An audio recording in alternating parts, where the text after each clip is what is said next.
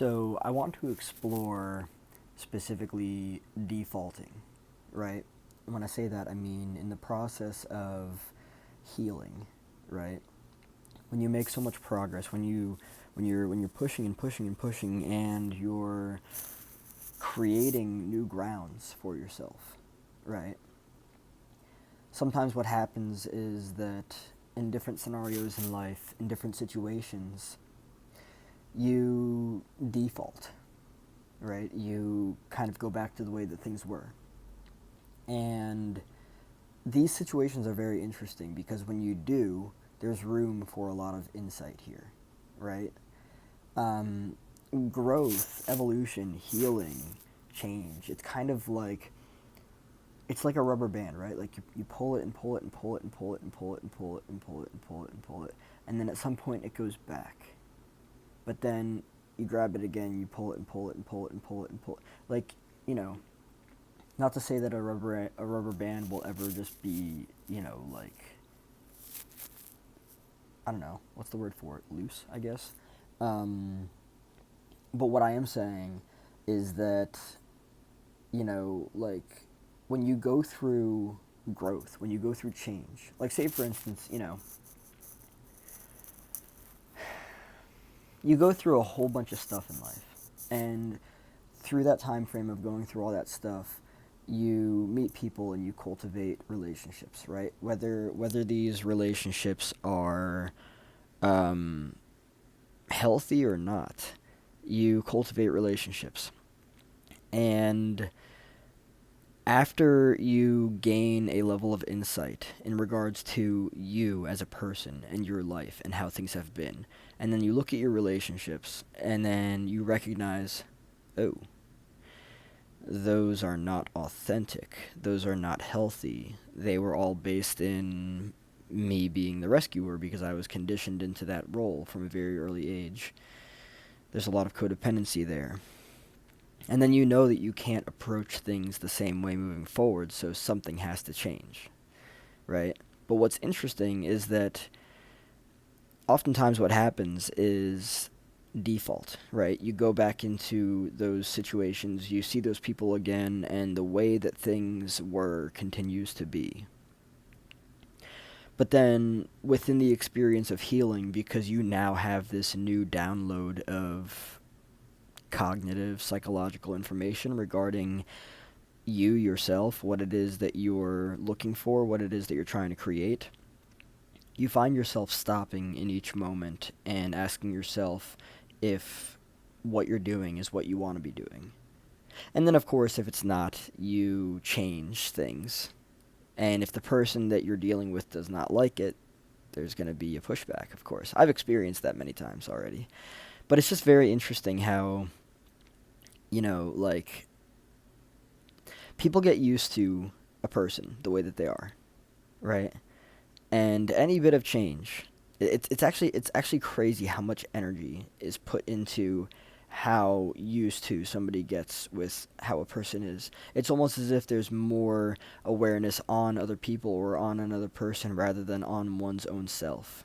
And that's very strange to me. But I've experienced many things like that more recently in my life. And this inability that people have to allow people to be themselves is very interesting to me. Um, if they sense a difference in somebody's personality or their behavior, it all of a sudden, especially if it does not benefit them, especially if it is perceived as a disadvantage to them, um, there's usually some type of pushback, which is interesting because, as I personally believe, people are allowed to be as they're going to be. If somebody wakes up today and, you know, they're so much different than they were yesterday, okay. If they liked, I don't know, if they liked this color today and tomorrow they don't, or they like a different color, cool. The evolution of a person, of an individual, is up to the individual. Nobody gets to have any say regarding that whatsoever.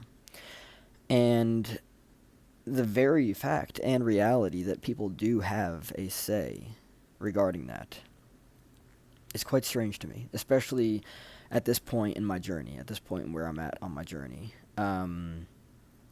With everything that I've learned regarding an individual, regarding boundaries, regarding individuation, the process of differentiating, right? The process of um, becoming yourself, right? I have met probably more people in life than not that want to pull people out of themselves. And it's very interesting.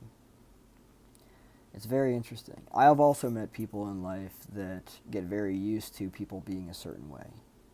And when they're not that way, there's, for some reason, a problem. And I find that to be very strange.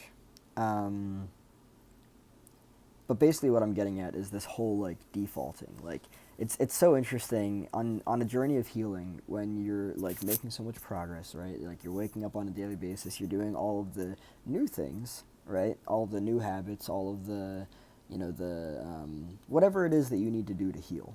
It's not a cookie cutter, one size fits all thing. It's individually unique to each person.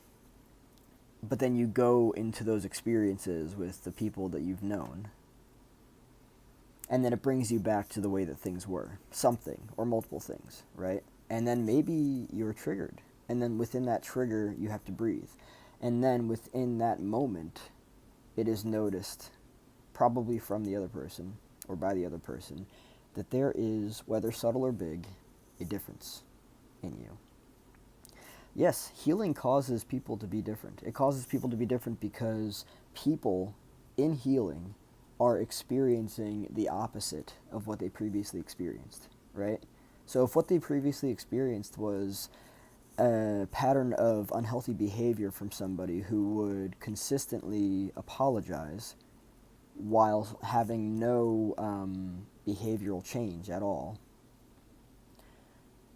if the person does the same thing again and then apologizes, the person who's aware of the pattern and the unchangeable behavior is probably going to have something to say about it. And that's important because that is where the shift in energy comes into play. That is where hey, listen, I'm noticing a pattern here of unhealthy behavior. You apologize, but there's no behavior change. That's an issue. So these shifts in energy, these shifts in behavioral changes, this is where the notice, or I should say the noticeable differences are. And that's just something that's so interesting on this journey of healing that I wanted to share. For those that don't know, I have a podcast. If you go into my bio here, click on my website. On my website, you can go to the podcast page. On my podcast, I talk about much of the same things that I talk about here. The podcast airs every Sunday at 12 o'clock p.m. Eastern Standard Time. And, hope to see you there. Thanks for tuning in.